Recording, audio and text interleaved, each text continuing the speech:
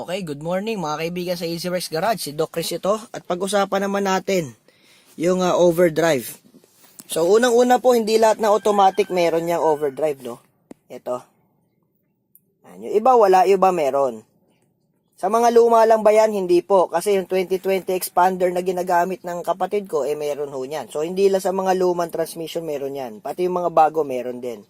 So, depende lang sa kumpanya kung gusto nila lagyan o hindi. So, saan ba ginagamit yung overdrive? So, number 1, marami na rin kasi ho nagtanong yan. Pag yan ho ay nakalubog, yung ganyan, naka-on ho yan. Pag pinindot nyo ho yan, yung nakalaway, off po yan. Ayan, mababasa nyo sa sticker. Yan.